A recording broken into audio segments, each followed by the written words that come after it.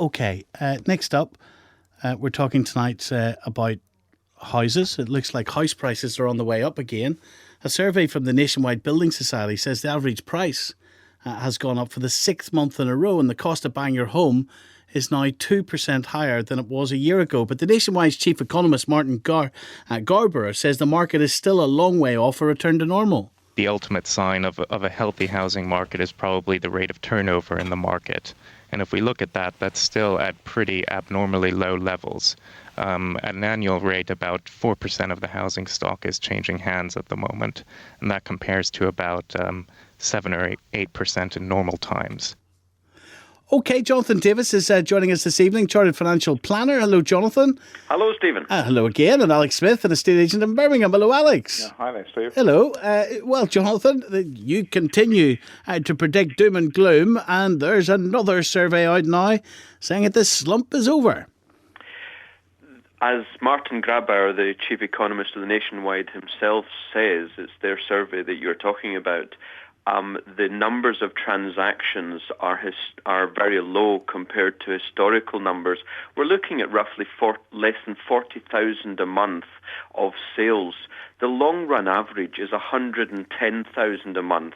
Look, the reason why prices have been rising in the summer, it started with massive government stimulus, and also because people didn't want to put their properties in the market. Because they didn't think they'd get prices that they wanted compared to where they were 2 years ago.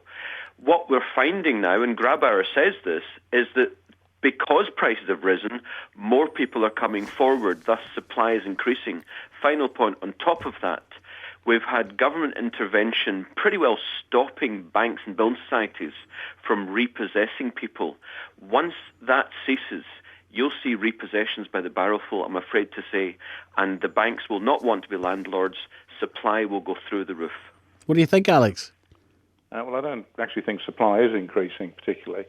I think it's a bit dangerous looking at figures overall. I can only speak for the sort of Birmingham area in where we operate. And certainly we're finding that we're able to sell the properties more easily, but I wouldn't say that we're going to actually getting more money for them.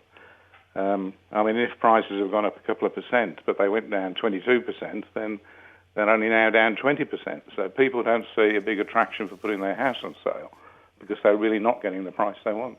And that's why there is the restricted supply. But as for the repossessions, well, obviously we're likely to see some redundancies if the public sector start cutting down on staff to try and balance the books. But just because you get your house repossessed, just because you lose your job, it doesn't necessarily mean you get your house put into repossession. Jonathan, I guess the trend here, though, is that the important thing for those people either considering putting their house on the market or those people who are wondering when the market's going to bottom out is that the trend is no longer down. The trend is starting to go up, Jonathan. It depends on what your definition of trend is. My view is that the trend... Well, 6 months in a row of rises. Yeah. That's my definition of a trend. Absolutely. And I would counter that with a different definition of trend. To me, a trend is medium term. And to me, the trend started when the crash started, and that was September 2007, clearly just over 2 years ago. That's too long ago, isn't it? No trend goes in a straight line.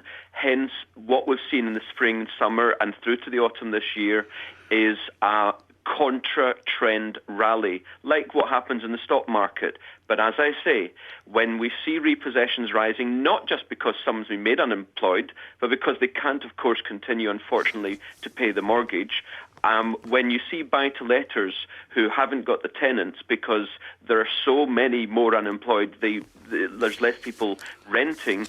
When you see taxes rising after the next election, when you see government spending fall after the next election, you will see the trend restart, and that will be ongoing down. Because house prices are dictated, Jonathan, as you know.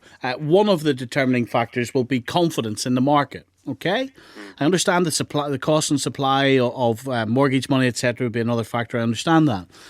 But the media has a huge role to play here. And we've had headline after headline over the last 2 years about house prices falling. Look at tomorrow's Daily Express. I've got it in front of me here. Do you know what the headline is? House prices slump is over. And the Daily Express saying tomorrow, experts last night hailed the end of the property slump as figures showed house prices rose year on year for the first time in 19 months. And all good to those who are in the market or involved in the market. I'm sorry, Stephen, the media got it totally wrong in 2005, 6 and 7 when they were massively pushing property, as you know. Think about the property porn, all the TV shows, wall-to-wall television saying, buy property, you can't lose. And that went on for a few years, and then we had the biggest crash of all time. I've given you the background as to why we're still in a downward trend. All we're seeing is a counter-trend rally. And can you explain to me in a very short period of time here, over the next 60 seconds or so, the psychology behind a counter-trend rally? Well, it's not even, you say it's not psychology, it's economics. The government has bailed out the banks, the government has cut VAT, the government has given people money to buy new cars. There's been a massive slashing in interest rates. When you put all that together, you've got more money sloshing in the system. But you must remember, there's still less than 40,000 transactions a month. There actually isn't that much business happening. The fact that prices are rising, I think it's mainly because people are buying houses in Kensington, and that's pushing up the average price. It's not sentiment, it's economics. Lovely to talk to you as always, Jonathan. Thank you. And to you, Alex Smith. Let's hear the latest news. It's 11:30.